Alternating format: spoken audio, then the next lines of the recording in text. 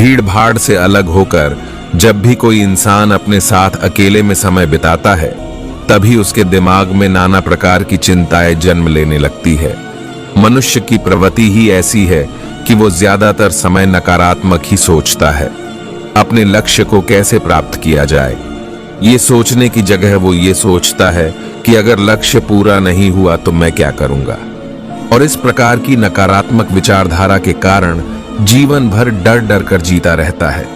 अगर पूरी बुद्धिमानी और सजगता के साथ इस डर को समझा जाए तो यही डर इंसान के पतन का कारण बनता है। ऐसे मनुष्य जो खुद पर संजय करता है, खुद पर संदेह करता है, भले वो कैसे सफल हो सकता है, लेकिन बुद्धिमानी से अगर इस डर का उपयोग किया जाए तो यही डर उसकी सबसे बड़ी ताकत बन सकता है। काश केवल एक बार उसने खुद पर विश्वास किया होता तो उसे मालूम होता कि उसके डर में ही उसकी ताकत का रहस्य छुपा है। ये कहकर सन्यासी चुप हो गए और चुपचाप अपने कदमों पर ध्यान लगाते हुए जंगली घास पे से आगे बढ़ने लगे। संध्या का समय था। सन्यासी और एक लकड़हारा जंगल से होकर गांव की तरफ निकल रहे थे। सन्यासी के ये शब्द लकड़हारा को कुछ समझ में नहीं आए। वो सोच रहा था कि डर में ताकत कैसे हो सकती है। डर तो आदमी को कमजोर बनाता है। अपने मन की उत्सुकता को जब वो काबू ना कर सका तो उसने सन्यासी से पूछा कि हे महात्मा, आप ये क्या कह रहे हैं? डर में ताकत होती है। डर तो आदमी को कमजोर बनाता है। उसे तो अपना डर दूर करना चाहिए। लकड़हारा अपनी बात पूरी कर पाता उससे पहले ही उसे एक शेर की दहाड़ सुनाई दी। शेर की दहाड़ सुनकर लकड़हारे का रोम रोम कांप गया। उसके कान खड़े हो गए। जंगल से आई एक एक आहट उसे साफ सुनाई दे रही थी। उसके कदम वहीं पर जम गए थे। वो तो हिल भी नहीं पा रहा था। उसे पता था कि थोड़ी सी हरकत उसकी जान जोखिम में डाल सकती है। उसका दिल तो तेजी के साथ धड़क रहा था, लेकिन फिर भी वो अपनी सांसों पर काबू पाने का प्रयास कर रहा था। कुछ देर बाद जब खतरा टल गया तब सन्यासी ने कहना शुरू किया। सन्यासी ने कहा, अभी जब तुम डरे हुए थे तो तुम्हारे शरीर का रोम रोम जाग गया था। जंगल से आ रही छोटी से छोटी आहट पर भी तुम्हारा ध्यान लगा हुआ था। तो इस प्रकार अपने मन के डर के कारण तुम होश में आ पाए तो तुम पूरा ध्यान लगा पाए। इससे पहले जब तक तुम्हें शेर की दहाड़ सुनाई नहीं दी थी तब तक तुम अपने विचारों में खोए हुए थे, लेकिन जैसे ही तुम्हें शेर की दहाड़ सुनाई दी वैसे ही तुम्हारे सारे विचार गायब होकर हम वर्तमान में उपस्थित हो गए थे। यदि तुम्हें अभी शेर से बचकर भागना होता या फिर उससे लड़ना होता तो तुम्हें अपने शरीर की वो क्षमता देखने को मिलती जो आज तक जीवन में तुमने खुद भी महसूस नहीं की होगी। जब कोई कुत्ता तुम्हारे पीछे दौड़ता है उस समय तुम्हारी जो रफ्तार होती है वो तुम्हारी आम आदमी से कहीं ज्यादा होती है। साधारण जीवन में तुम इतनी तेज नहीं दौड़ पाओगे जितना कि एक कुत्ते के सामने दौड़ पाओगे। ये ताकत या कहे कि हमारे शरीर की क्षमता तभी देखने को मिलती है जब हमारा मन डर में होता है। किसी डरावनी स्थिति में हमारा मस्तिष्क और हमारे शरीर अपने उच्चतम श्रेणी में काम करता है।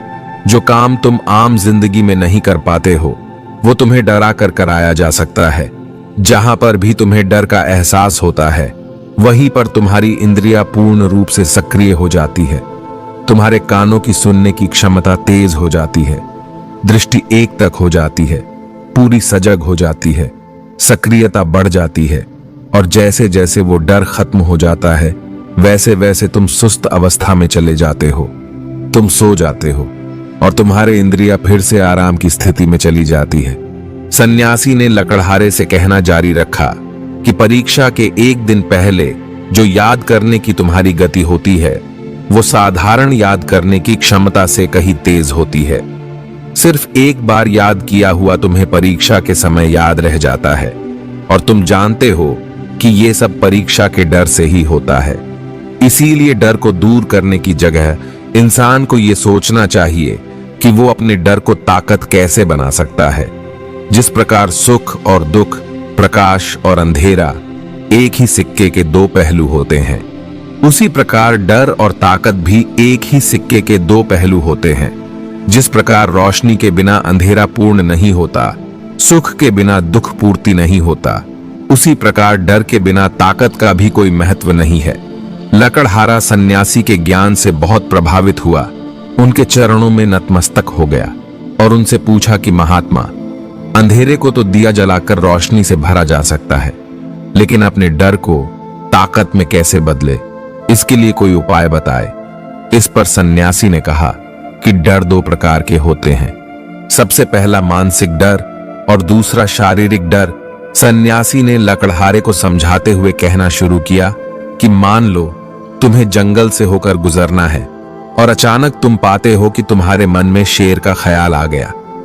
अभी तक शेर तुम्हारे सामने नहीं आया है, उसकी दहाड़ सुनाई दी, मतलब दूर दूर तक कोई अंदेशा नहीं है कि जंगल में शेर मौजूद है, लेकिन शेर का ख्याल आने से तुम्हारे मन में एक डर पनप गया।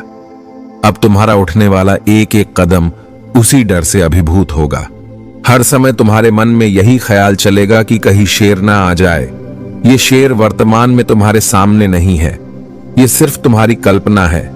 इसी प्रकार जो मनुष्य अतीत और भविष्य की योजना में डूबा रहता है, वो मानसिक डर का शिकार होता चला जाता है।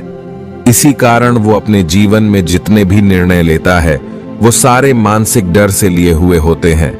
इसीलिए ज्यादातर मनुष्य पूर्ण रूप से अपने निर्णय पर भरोसा नहीं कर पाते हैं, और यही निर्णय या फिर फैसले जो आधे मन से लिए जाते हैं, मनुष्य के कार्य को पूरा नहीं होने देते। लेकिन यह भी सत्य है कि मानसिक डर के कारण ही इंसान अपनी तैयारी पूरी करता है। अगर तुम्हारे मन में शेर का ख्याल नहीं आएगा तो तुम शेर से सुरक्षा के लिए कोई भी कदम नहीं उठाओगे, लेकिन अगर तुम्हें शेर का ख्याल आ गया तो तुम उससे सुरक्षा के लिए कोई ना कोई तरीका जरूर अपनाओगे। तो इसीलिए मानसिक डर बेकार नहीं होता, वो आपकी सुरक्षा को और ज्यादा मजबूत भी करता है। लेकिन समस्या तब शुरू होती है जब आप चाहकर भी कुछ नहीं कर सकते, लेकिन उसके बावजूद आप मानसिक डर झेल रहे होते हो।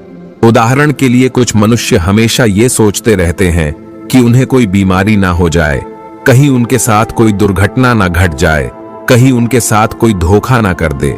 लेकिन इन सब घटनाओं पर उनका कोई जोर नहीं होता, ये उनके हाथ में नहीं होता।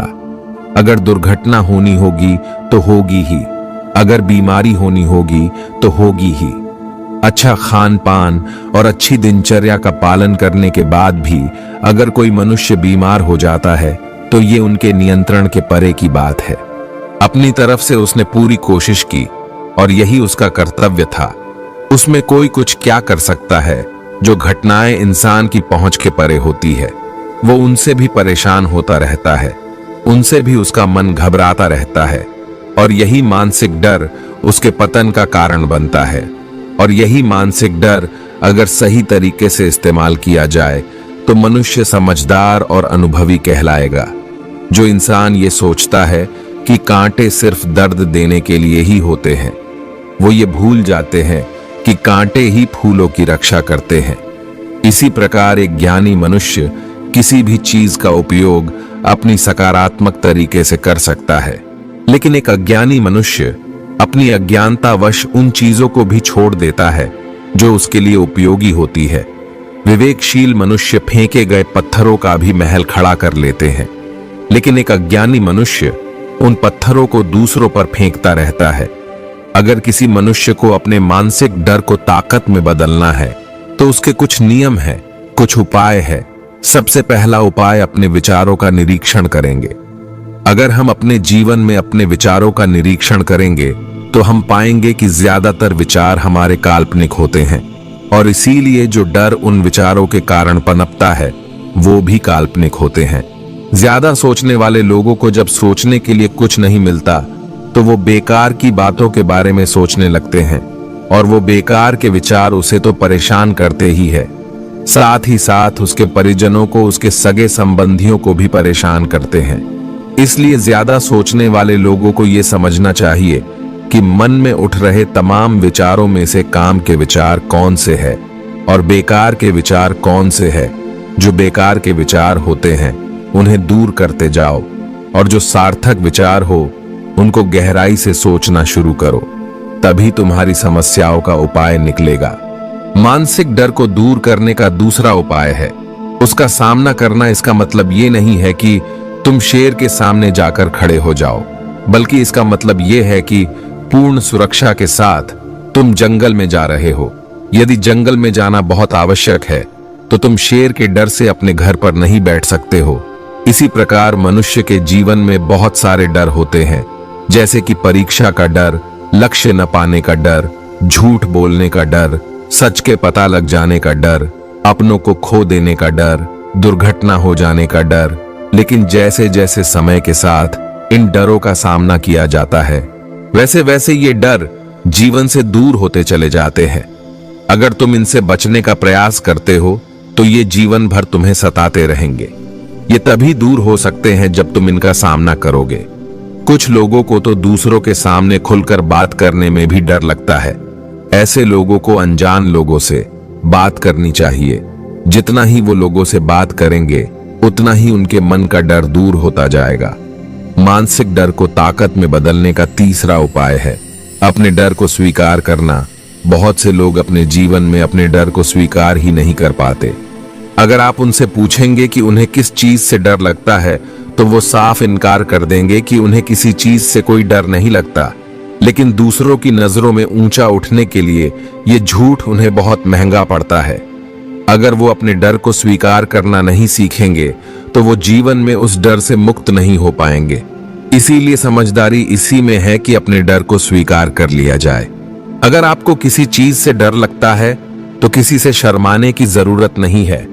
हर मनुष्य को, हर इंसान को किसी न किसी चीज से डर लगता है, और आप पाएंगे कि जैसे ही आप अपने डर को स्वीकार कर लेते हैं वैसे ही आपका डर खत्म होना शुरू हो जाता है। और जितना ही आप अपने डर को छुपाने की कोशिश करेंगे आपका डर उतना ही मजबूत होता चला जाता है। ये सारे तरीके आपके मानसिक डर को दूर कर सकते हैं, लेकिन शारीरिक डर को दूर करने के लिए तुम्हें दूसरे तरीके अपनाने होंगे। सबसे पहले यह समझो कि शारीरिक डर कौन सा होता है। मान लो तुम किसी जंगल से गुजर रहे हो और अचानक तुम्हारे सामने शेर आ जाता है। तुमने पहले नहीं सोचा था कि शेर तुम्हारे सामने आ सकता है, लेकिन जब वो तुम्हारे सामने आता है तो तुम्हारी सांसें अटक जाती है, मस्तिष्क काम करना बंद कर देता है और तुम्हारा दिल तेजी के साथ धड़कने लगता है। तो इसीलिए जब बिन सोची बात हमारे साथ घटित होती है तो हमारा शरीर उस डर को महसूस कर पाता है और वही शारीरिक डर कहलाता है। ऐसे समय में शारीरिक डर को दूर करने के कुछ उपाय हैं, कुछ तरीके हैं। सबसे पहला उपाय तो यह है कि अपने ऊपर संयम रखे। जब किसी मनुष्य के साथ बिन सोची बात घटती है तो सबसे पहले उसका संयम टूट जाता है, और संयम टूटने के साथ उसका मस्तिष्क काम करना बंद कर देता है, और इसी वजह से सोचने और समझने की क्षमता कम हो जाती है, क्योंकि हमारा शरीर उसी प्रकार कार्य करेगा जिस प्रकार हमारा मस्तिष्क उसे निर्देश देगा। अगर मस्तिष्क की सोचने समझने की शक्ति खत्म हो गई तो हमारा शरीर भी काम करना बंद हो जाएगा। तो इसीलिए अगर कठिन समय में मनुष्य अपने ऊपर संयम रखता है तो उसका मस्तिष्क सही तरीके से काम करता है और वो सही निर्णय लेकर उस स्थिति से बचकर निकल सकता है। यहाँ पर दूसरा उपाय समझने का ये है कि जीवन में कुछ भी घटित हो सकता है। जीवन बड़ा चमत्कारिक होता है, वो हमारी सोच के अनुरूप नहीं चलता, बल्कि उसमें कुछ भी हो सकता है, और यही जीवन की खूबसूरती होती है। अगर आपको आज ही पता चल जाए कि आने वाले 10 साल तक आप क्या कर पाएंगे तो आपकी जीवन में से रुचि खत्म हो जाएगी। लेकिन अगर जीवन एक रहस्यमय किताब की तरह बना रहेगा तो आप अपने जीवन से कभी नहीं थकेंगे। आपका जीवन आपको आश्चर्यचकित करता रहेगा। इसीलिए ये समझो कि जीवन में कुछ भी घटित हो सकता है, तुम्हारी सोच से परे भी घटित हो सकता है। इसीलिए कुछ अनुमान मत लगा लेना।